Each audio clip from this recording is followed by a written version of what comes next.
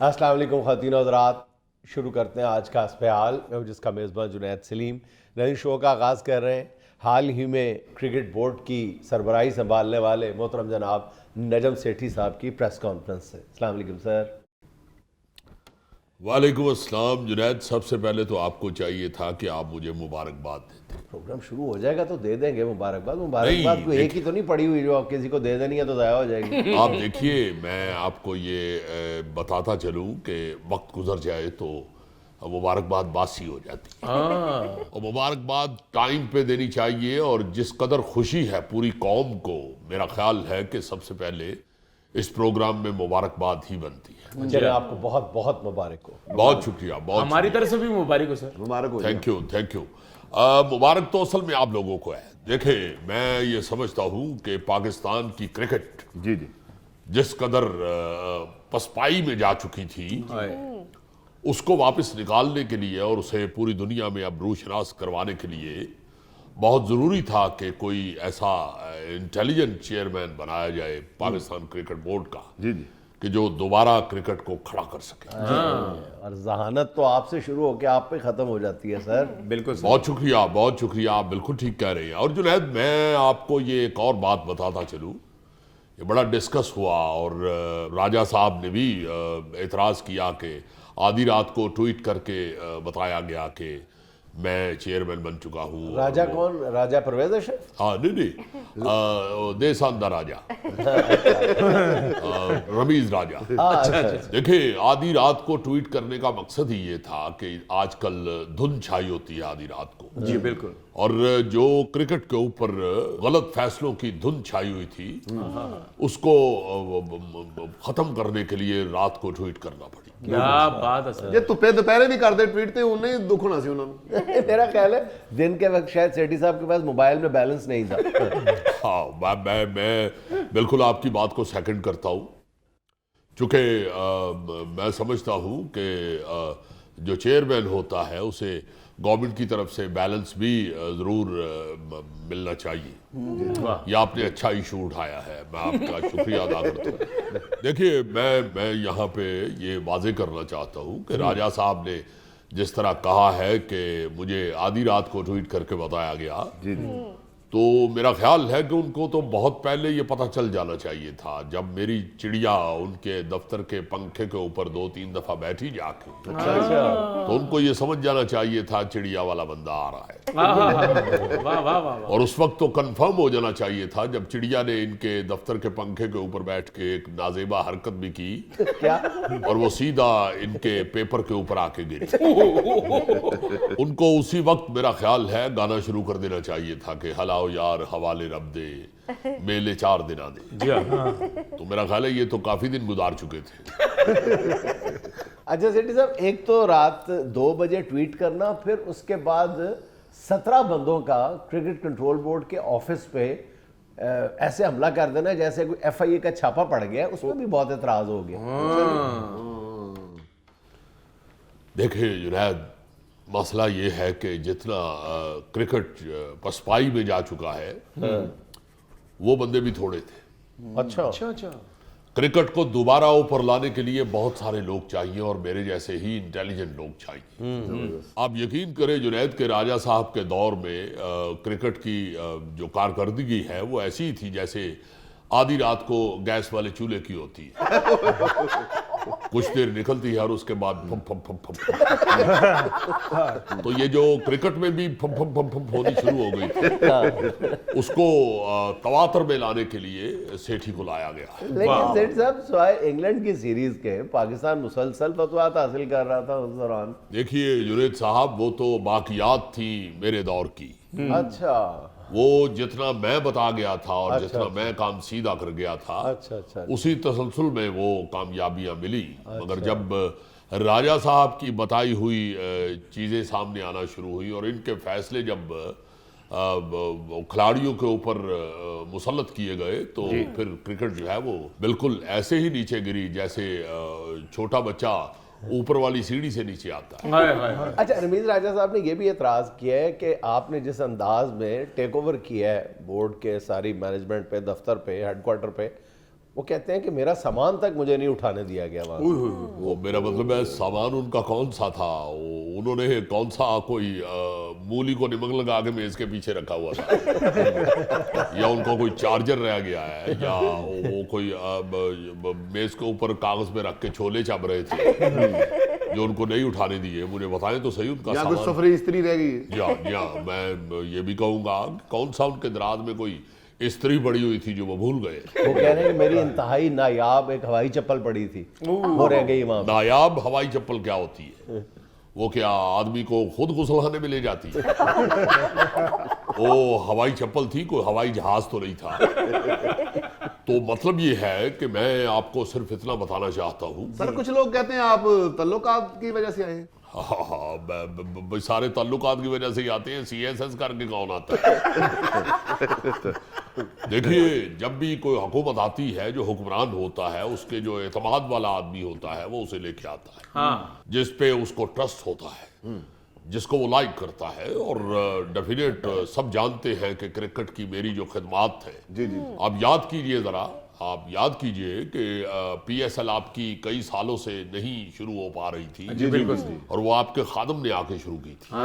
वो तो हमें याद है कि वो मेरे कजन को डैरन सैमी को आप ही लेके आए थे। जी हाँ, जी हाँ। और फिर आप ये देखिए कि इंटरनेशनल क्रिकेट का दोबारा जो शुरू होना था, जी जी वो भी अल्लाह के फजल से मेरे हाथों से हुआ। और इसलिए मैं समझता हूँ कि क्रिकेट की तारीख में जैसी खिदमत नजम सेठी की है वैसी किसी और की नहीं है। और क्या इंशाल्लाह जी भुट्टो। ये भुट्टो की बात नहीं हो रही, सेठियों की बात हो रही है। लेकिन सेठ साहब, आप पर सबसे बड़ा एतराज ये किया जाता है कि रमीज राजा तो एक पाकिस्तान के नामवर क्रिकेटर थे, वर्ल्ड कप लेके आए। 92 का वर्ल्ड कप की विनिंग टीम में भी थे। आपको तो क्रिकेट की ABC का भी नहीं पता। तो सोड़ी नहीं नहीं, मैं अभी सुनाता हूँ आपको और आप इंशाल्लाह उस पर पूरा यकीन करेंगे। और जुनैद बात सुनिए, जब 92 का वर्ल्ड कप आया था उस वक्त कौन सा कोई लेग स्पिनर क्रिकेट का चेयरमैन था? उस वक्त जनरल रिटायर अली अकबर थे चेयरमैन। और या तो फिर ये क्रेडिट उनको दीजिए, इमरान खान को ना दीजिए। और अगर ये सिर्फ मैनेजमेंट की सीट है चेयरमैनशिप, तो फिर मेरा ख्याल है कि ये नहीं देखना चाहिए। बल्कि मैं समझता हूं कि जब कोई क्रिकेटर को चेयरमैन बनाया जाता है तो हर क्रिकेटर की एक लॉबी है, हर क्रिकेटर का ग्रुप बना हुआ है। तो ये ग्रुप बाजी में पड़ जाते हैं ये लोग, जिससे अच्छे खिलाड़ी जो हैं वो बेचारे घरों को चले जाते हैं। जी बिल्कुल सही सर। तो बहुत सारे ऐसे लोग आए हैं। बहुत बड़ा आपने जस्टिस नसीब हसन शाह चीफ जस्टिस जो थे हमारे, वो चेयरमैन रहे हैं। वो कौन सा कोई विकेट कीपर थे या हवा में कलाबाजी लगा के तो गेंद पकड़ते थे या मेरा मतलब है कि शहरयार साहब कौन सा गेंद के पीछे दौड़ते दौड़ते 2-3 उलटबाजियां लगाते थे। तो ये जो सारे लोग हैं, ये ज़का अशरफ साहब भी रहे। ज़का अशरफ साहब मेरा मतलब है कौन सा हवा में डाई लगाते थे। तो ये सारे जो लोग हैं, सर, ये तो सुर्खी वाला बयान दे दिया आपने कि ग्रुप बंदी होती है। जी जी जी, बिल्कुल बिल्कुल। मैं समझता हूँ कि क्रिकेटर जो होते हैं वो चेयरमैनशिप जब भी उनके पास जाती है तो काम खराब होता है, क्योंकि इन लोगों के ग्रुप बने होते हैं। और क्रिकेटर तो मेरा ख्याल है कि सिर्फ इजाज भट्ट साहब ऐसे आए हैं जो चेयरमैन रहे बोर्ड के। जी जी। और भट्ट साहब ने उतनी देर ही क्रिकेट खेली है जितनी देर में कोई खातून बाजार से अपनी कमीज की मैचिंग की लेस ढूंढती है। तो मैं समझता हूँ कि ये मैनेजमेंट की सीट है और मैनेजमेंट के लिए कोई ज़रूरी नहीं होता कि क्रिकेटर ही हो, बल्कि क्रिकेटर नुकसानदेह होता है। और वैसे भी मैं समझता हूँ कि राजा साहब का जो माशाल्लाह शख्सियत है जैसी, वो उर्दू शायर ऐसे होते हैं। और मेरा ख्याल है कि ऐसे शायर की सिर्फ एक नज़म ही हिट होती है जिंदगी में, बल्कि नज़म भी मैं पूरी कह रहा हूँ, एक शेर ही अच्छा होता है। ऐसे शायरों को आमतौर पर तलाक हुई होती है। आप बिल्कुल ठीक कह रहे हैं। और माशाल्लाह जो बूढ़े हो रहे हैं उनकी शक्ल जॉन एलिया से मिलनी शुरू हो गई। बल्कि जिस कदर उन्होंने खूबसूरत वो फ्रेंच कट रखी हुई है, वो उमरू अयार भी लग रहे हैं। वो मेरा मतलब है कि जिस तरह की उनकी माशाल्लाह आजकल शक्ल सूरत है, उनको क्रिकेट की बजाय तुर्की ड्रामों में काम कर रहे हैं। सर आप उन पे तनकीद करें, जुगते तो ना करें। नहीं, जुगत मैं नहीं कर रहा, मैं तो असल बात सुना रहा हूँ आप। देखिए, मैं जुगत बिल्कुल नहीं करता। जी बिल्कुल। चूंकि मैं जो जिस प्रोग्राम का एंकर रहा हूँ वो सीरियस प्रोग्राम होता था। वाह मैं आपके एंकर की तरह कॉमेडी नहीं करता भाई। मैं ये सीरियस बात सर आपको कोशिश तो आप बहुत करते हैं खैर। देखिए जुनैद, मैं तो सिर्फ इतना कहने के लिए यहाँ आपके प्रोग्राम में हाजिर हुआ हूँ। इंशाल्लाह जिस तरह अली सेठी की पसूड़ी हिट हुई थी, उसी तरह नजम सेठी की हलवा क्रिकेट पूड़ी हिट मशहूर हो जाएगी। क्रिकेट की बात कर रहा हूँ। और एक और बात बताता चलूं। जी।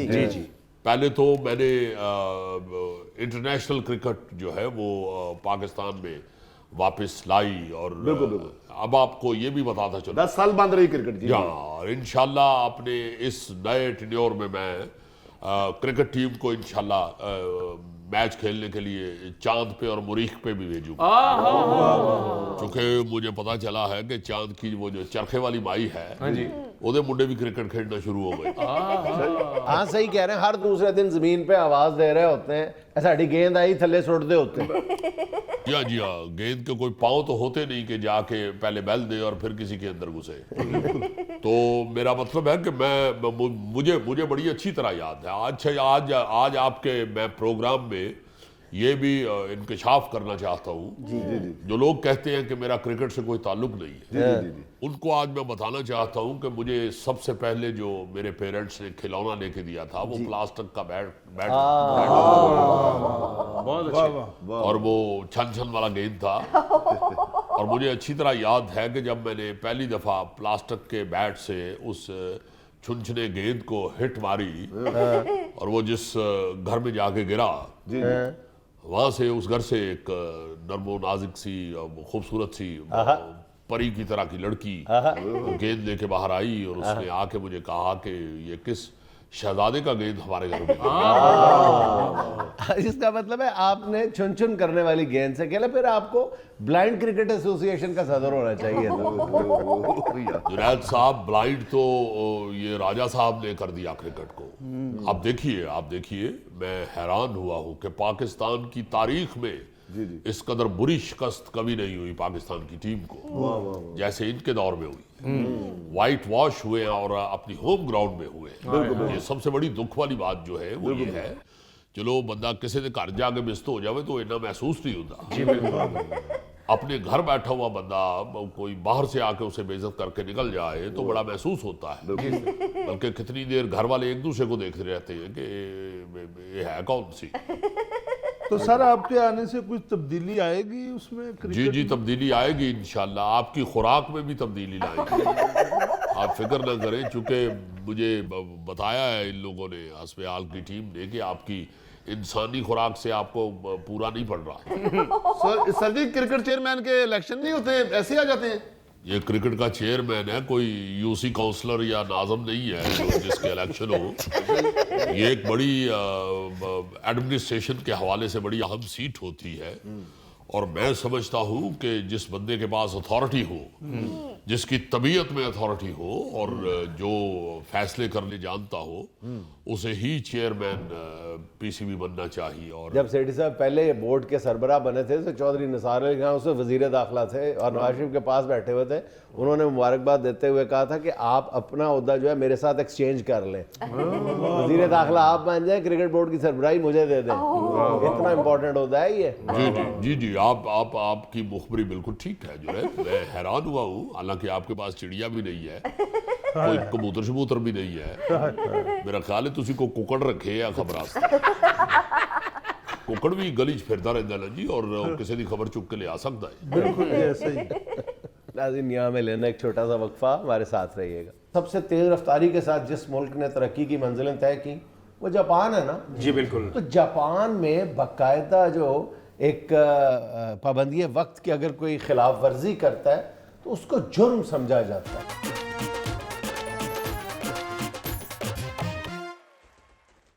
आज मेरी तबीयत ख़राब थी तो मैं थोड़ा लेट आया हूँ।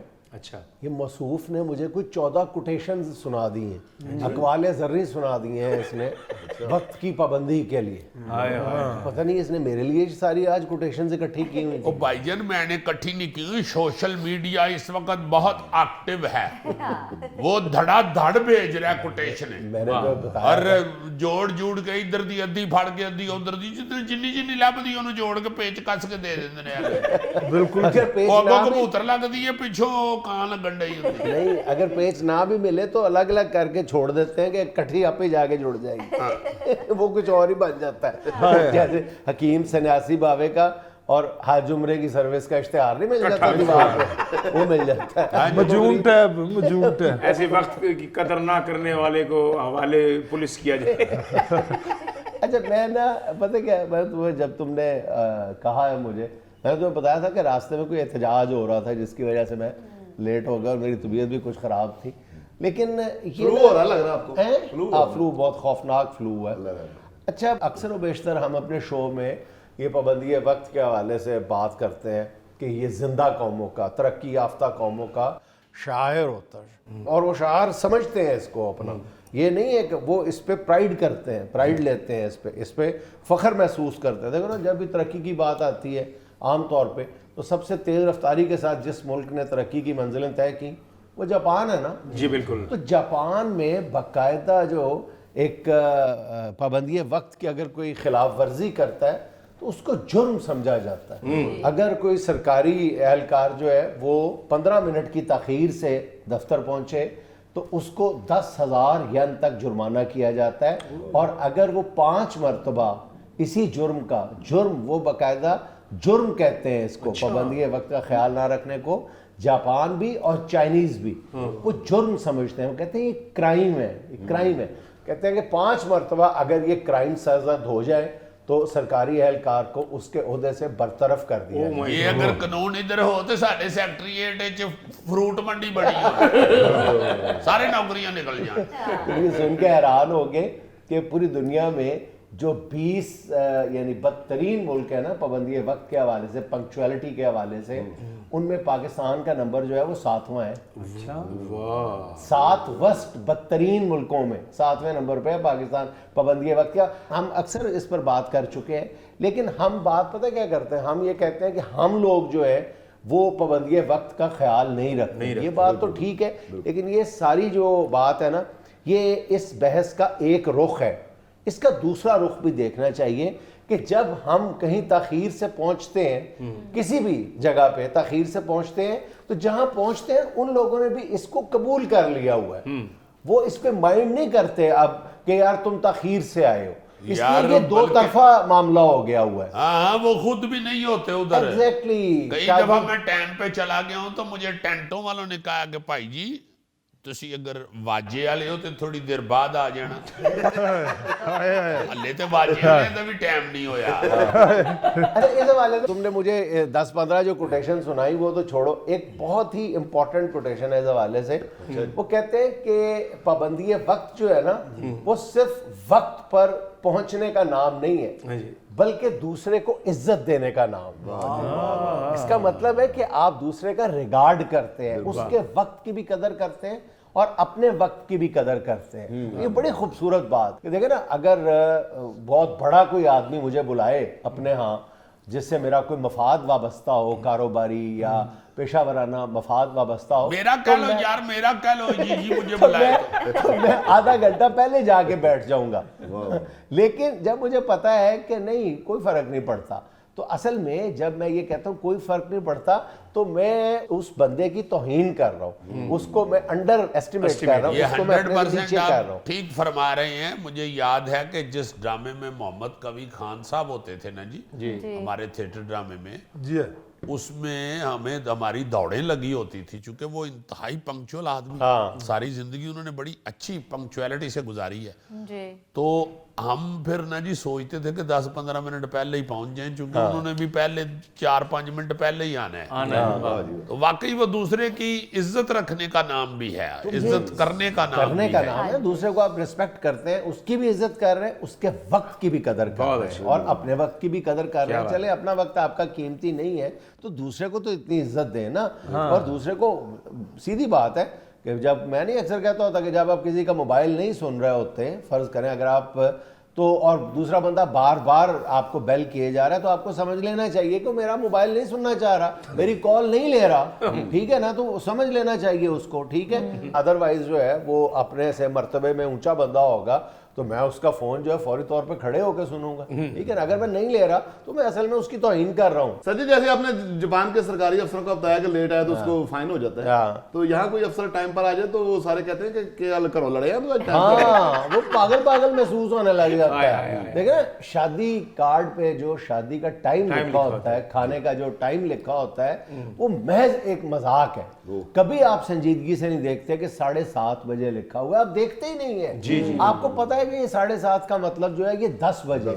और अगर आप कहीं पहले चले जाते हैं या टाइम पर चले जाते हैं तो बाकायदा आप अपने आप को बेवकत महसूस करते हैं। आप कहते हैं कि यार मेरी कोई हैसियत नहीं, मैं अकेला आके बैठा हूं, कोई बंदा भी नहीं है और रिसीव करने वाला भी आपको कोई नहीं है, क्योंकि जो मेजबान है वो खुद भी अगर 7:30 का टाइम लिखा है तो वो 9 बजे से पहले वहां नहीं आते। 8:30 बजे आ ही देते।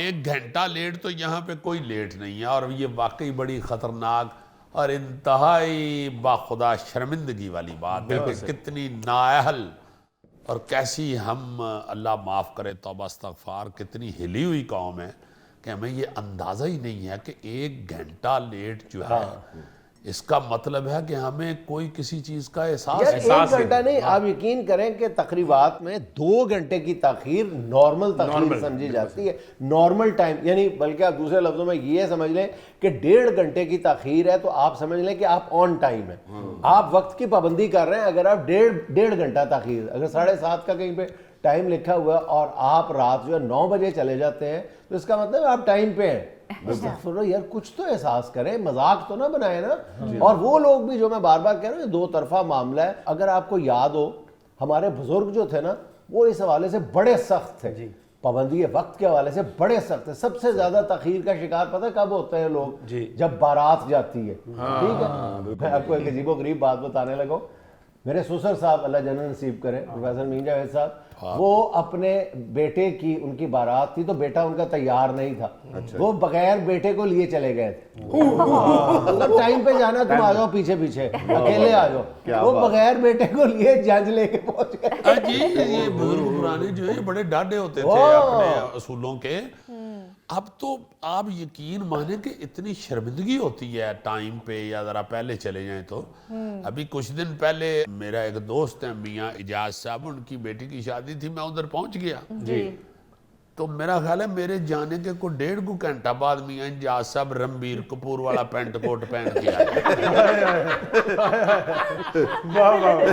मैं हैरान यार। और 1.5 घंटा वो तखीर से भी इसलिए पहुंचे कि वो रणबीर कपूर से उसका कोट मांग रहे थे। कोट तो अपने ही स्वाया है, मगर मेरा मतलब है नहीं, मेरे कहने का मतलब ये है कि ये जो हम कह रहे हैं ना 2 तरफा मामला है। जब तक के पाबंदी वक्त की खिलाफ वर्जी पर रिएक्ट नहीं ना करेंगे, आप अपने वक्त पे शुरू कर दें, वो कामयाब होता है नहीं होता, वो चाहे कोई जलसा है, कोई मीटिंग है, कोई खाना है, डिनर है, लंच है, कुछ भी है, आप शुरू कर दें एक दफा 2 दफा शुरू करेंगे ना तो फिर पता चल जाएगा कि नहीं यार इस मामले में इंतजार नहीं होता। इस मामले में आमतौर पर हम एक मामले में पाबंदी वक्त का ख्याल रखते हैं, वो है जनाजा।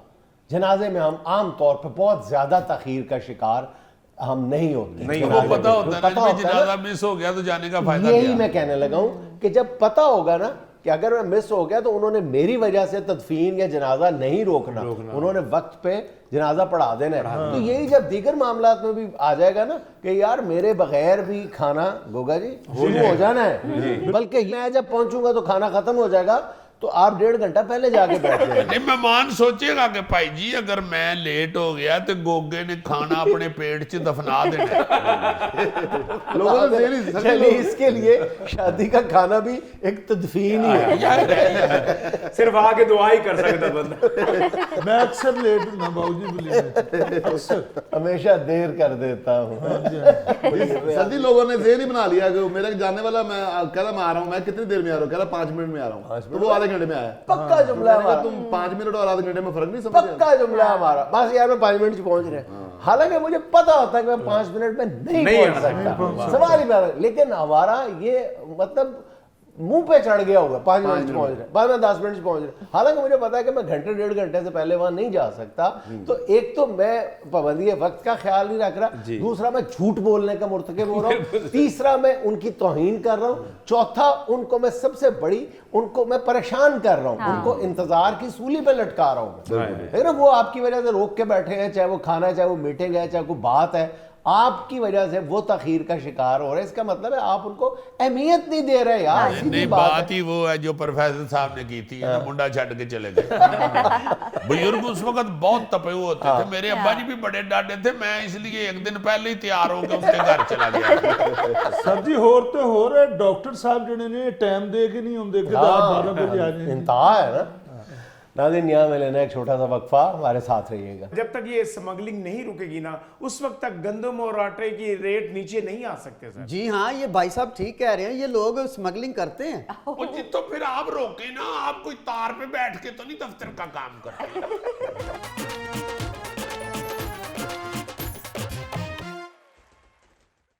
नाज़रीन हमारे यहाँ आटे और गंदम का बहरान एक मरतबा फिर हर गुजरते दिन के साथ शिद्दत इख्तियार करता जा रहा है। इसी मसले पर बात करने के लिए आज हमारे साथ मौजूद हैं एक फ्लावर मिल के मालिक और महकमा फूड के सीनियर ऑफिसर। बहुत मेहरबानी जुनैद साहब, आपकी बहुत शुक्रिया, आपने हमें दावत दी है। जुनैद साहब शिद्दत तो इख्तियार करनी है आटे के बुरान ने, चूंकि गवर्नमेंट जो है वो को बंदोबस्त ही नहीं कर रही। चले हुकूमत की नाहली और गफलत अपनी जगह, लेकिन आप लोग भी तो कुछ कम नहीं कर रहे हैं ना। आप देखें, आप लोगों का एक बड़ा सीरियस इल्ज़ाम है कि आप लोग जो आपको कोटा मिल रहा है, और बहुत पुराना इल्ज़ाम है, वो कहीं और बेच रहे हैं, महंगे दामों बेच रहे हैं, आटा बना के नहीं बेच रहे। ओ जुनैद साहब खुदा शाहिद है, कभी भी हराम नहीं खाया और ना ही कभी हेरा फेरी की है। जितना भी ये हमें कोटा देते हैं वो सारे का सारा आटा बना के वापस आवाम को देते हैं। सारे का सारा नहीं देखिए, मैं कसम उठा सकता हूँ कि हाँ, थोड़ी सी बीच में से गंदम निकाल के तो चिड़ियों को डाल देता हूँ मैं। चिड़ियों को, अच्छा मैं समझ गया, चिड़ियों को डालते हैं, अफगानिस्तान की चिड़ियों को। बिल्कुल नहीं, ऐसी बिल्कुल नहीं बात। सारा जोर आपका टोन और टेम्पो पे है, आपका क्राइसिस हल करने पे जरा भी तवज्जो नहीं। देखो जुनैद साहब, पहली बात तो ये है कि जो कोटा मिलता है, जी देखो जो कोटा मिलता है वो इतना मिलता नहीं है कि आवाम में वो आटा पूरा हो जाए। नहीं सर, मैं ये अपनी कसम, देखो एक मिनट भाई, नहीं आप झूठ बोल रहे हैं। आपको जितना कोटा बोलते हैं गवर्नमेंट उतना देती है, ये आगे से उतना आटा नहीं बना पा रहे हैं। देखो जी, पहले फिक्रे में उन्होंने कहा कि आप झूठ बोलते हैं, तो कोई वजह होगी ना। नहीं देखो, मेरे अफसर हैं आप, आपने हमारे फैक्ट्री में आना होता है और आके आपने छापे मारनी होती हैं। मैं आपसे बहस नहीं कर सकता, मगर जुनैद साहब मैं आपको हाशा वकल्ला ये कसम उठा के कह सकता हूँ कि जितना मुझे कम से कम कोटा मिलता है गंदम का, मैं सारे के सारे का आटा बना के तो आवाम में। अब देखिए, ये फिर कहते हैं और आटा लाएं, और आटा जो चूंटियां ले गई हैं अपने बिलों के अंदर, वो उन मोरियों से आटा निकाल के इनको दें। और सर गंदम आपने जखीरा की हुई है। ओ यार देखो, जखीरा करके ऐसी की करना है। देखो जखीरा गुनाह ही है ना जी, जखीरा करने वाली बात। मैं भी माशरे का हिस्सा हूँ, मुझे भी बोलने का हक है। जी आप बोले माशाल्लाह, आप ये ना कहीं मैं मुआशरे का हिस्सा हूँ, आप ऐसे बोलिए।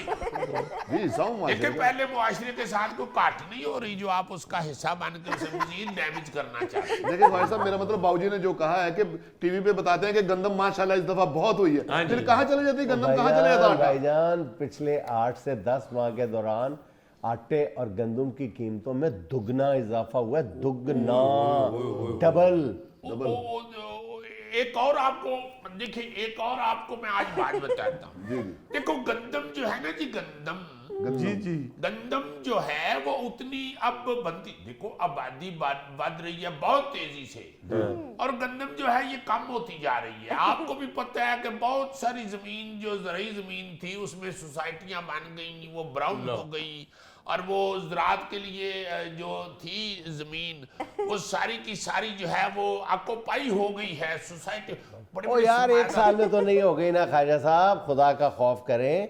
आज 1 किलो आटे की कीमत जो है वो 140 रुपए तक जा पहुंची। 140 रुपए। जी हाँ जुनैद साहब, मैं आपके साथ इस बात आप ज्यादा बातें ना करें, आप अगर साथ ना मिले हो ना इनके तो कभी भी ये हेरा फेरी ना कर। जुनैद साहब करने देखें, दे, बातें कर लेते हैं, करने दे, करो कुछ करो जी, बातें करो। मैं आपको पहले सबसे ये बताऊंगा कि मैंने अपनी लाइफ में आज तक हराम का एक दाना भी नहीं खाया। आप बीच में से हराम निकाल दें, आप ये कहें कि मैंने अपनी लाइफ में एक दाना भी नहीं खाया।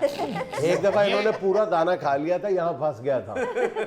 ये देखें, इसी तरह की बातें बना के ये चले जाते हैं। इनको चाहिए कि अपने काम की तरफ तवज्जो दें। आवाम के पास आटा नहीं है, वो पीसें ज्यादा से ज्यादा, वो रिलीफ दे लोगों को। आप भी बातें करते हैं सर जी, कोई कंट्रोल नहीं करते। आपको ऑफिसर इसलिए बनाया जाता है कि आप कंट्रोल करें, आप करते नहीं कंट्रोल। अब 20 किलो आटे के थैले की जो सरकारी कीमत है वो 1295 रुपए है, लेकिन ओपन मार्केट में पता है कितना का मिल रहा है? कितने? 2600 रुपए का। वो बड़ा जुल्म है, बड़ा जुल्म है। ये जुल्म नहीं, आपकी दिहाड़ी है भाई, आपकी दिहाड़ी है। आप साथ मिले हुए हैं उनके। आपने मुझे देखो देखो जेड़ा अपना आटा फक्कण वाला खोता है वो भी देखो, उन्हें भी पता है कि तुसी मिले हो। देखो जुनैद साहब, मैं तो करना अपनी गल, मैं अपने ताई आपको पहले ही शुरू से कह चुका हूं, मैं हल्फन कसमन बता सकता हूं आपको कि मैं अल्लाह के फजल से एक दाना जो है वो इधर उधर नहीं करता, ना ही मैं कभी कोई अपना एक्सपोर्ट करता हूं। मैं जितनी भी मुझे जितना कोटा मिलता है मैं उसकी आटा बना के उसका तो वापस लोगों को मिलता नहीं तो अफगानिस्तान को आप गंदम नहीं देते तो और क्या रशिया देता वहां गंदम?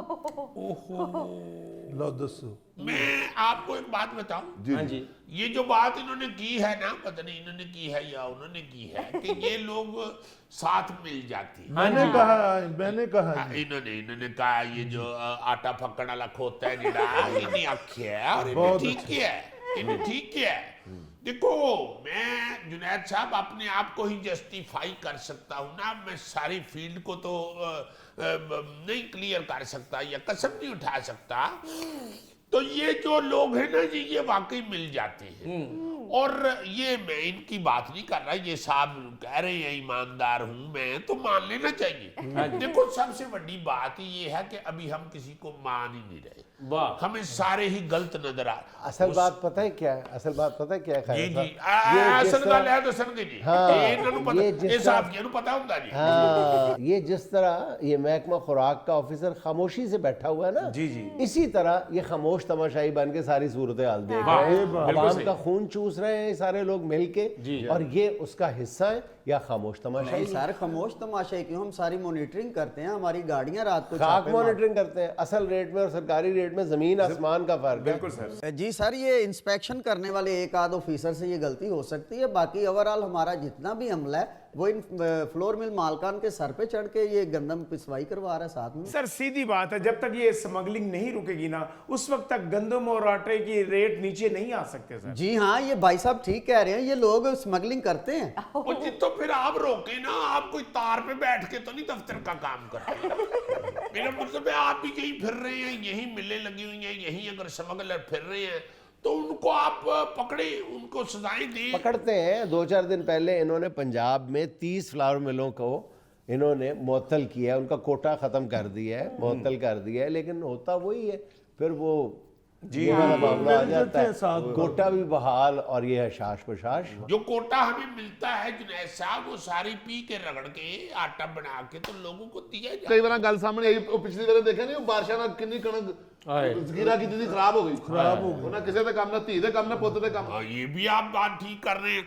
काफी सारी गंदम तो जुनैद साहब खराब हो जाती है। ये भी बताएं ना, उनमें आपके गोदाम कितने थे? जी जी, देखो देखो देखो, अब मैं फिर आपसे ये कहूंगा कि ये जो होता है ना जी कोटा सिस्टम, ये अगर ईमानदारी के साथ जितना कोटा मिलता है फ्लोर मिलों वालों को, वो अगर पीस के तो लोगों तक आटा पहुंचाएं तो आटे का बोरान काफी हद तक ठीक हो सकता है।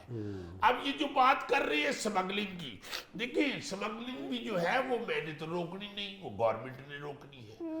जो बॉर्डर हैं उनके ऊपर, बॉर्डर के ऊपर खड़े होके जो ड्यूटी दे रहा है, ये उसकी ड्यूटी है कि वो स्मगलिंग ना होने दे। ਹੁਣ ਮੈਂ ਆਪਣਾ ਬਾਰਡਰ ਦੇ ਉੱਤੇ ਘਰ ਬਣਾ ਲਵਾਂ ਜਾ ਕੇ, ਉੱਥੇ जा के मैं नहीं, आपको नहीं मैं कह रहा, आपको बॉर्डर के जिम्मेदार तो नहीं ना, माशाल्लाह आप तो सिर्फ गूंदे हुए आटे के जिम्मेदार। नाज़रीन में लेना एक छोटा सा वक्फा, हमारे साथ रहिएगा। शादियों में भरपूर बाइकाट होना चाहिए और इसका आगाज अब भी कर देना कर देना चाहिए। चाहिए। अब जो हालात हैं आप देखें कि अब जो करोड़पति आदमी है वो तो डाल लेगा सोना अपनी बेटी को, गरीब आदमी को खुदा के वास्ते सड़ता कुड़ता ना बेचारे को छोड़ दें।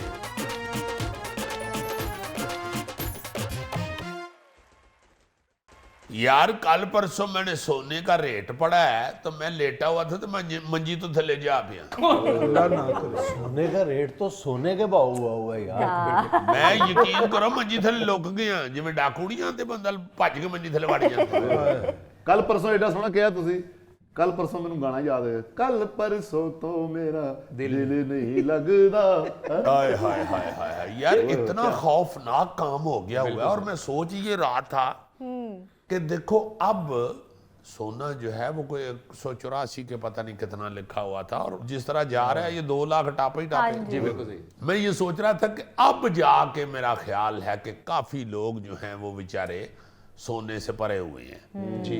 अगर तुसी सस्ते ची रिवाज बना लो कि भाई ये नहीं पाना, कि ये किसी नौज़बिल्ला हदीस में तो नहीं लिखा हुआ, किसी कुरान शरीफ में तो ये हुक्म नहीं किया गया कि बच्ची को सोना जरूर डालना। दिखावा करते हैं आप, दिखावा करते हैं, दिखावा करते हैं, और इतना बुरा दिखावा, इतना पैड़ा दिखावा।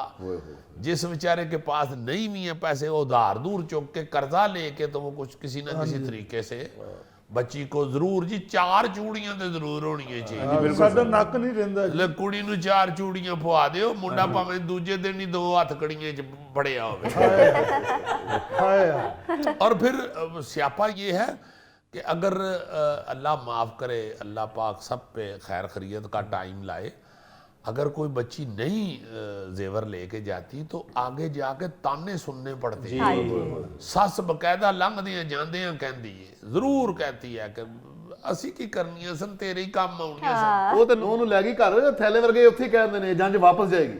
ਹਾਂ ਉਹ ਕਹਿੰਦੇ ਨੇ ਭਾਈ ਜੀ ਤੁਸੀਂ ਵਾਪਸ ਜਾਓ, ਜੰਜ ਇੱਥੇ ਹੀ ਰਹੇਗੀ। ਜੰਜ ਇੱਥੇ ਰਹੇਗੀ। यानी बच्ची को कह के तेरे ही काम आउणियां सन औखे सौखे वेले। ये मुंडे नूं नहीं कहंदे कि औखे सौखे वेले तू ही कुछ कर लवी, भाई ये औखे सौखे वेले लेंदी कुड़ी तुसी क्या कर रहे हैं आप, क्या बात कर रहे हैं। खत्म होना चाहिए ऐसा। मतलब इंतहाई घटिया फिक्रे बोले जाते हैं, इंतहाई घटिया ये बात है ना कि आप औरत से कह रहे हैं कि तेरे औखे सौखे वेले तेरे काम आएंगे। जेवर। भाई आप अपने बेटे को ऐसी तरबियत दें कि अल्लाह ना करे, अल्लाह ना करे औखा सौखा वेला आया तो बेटा मजीद मेहनत करना, कोई और काम कर लेना, उस मुश्किल वक्त को तुमने गुजारना है।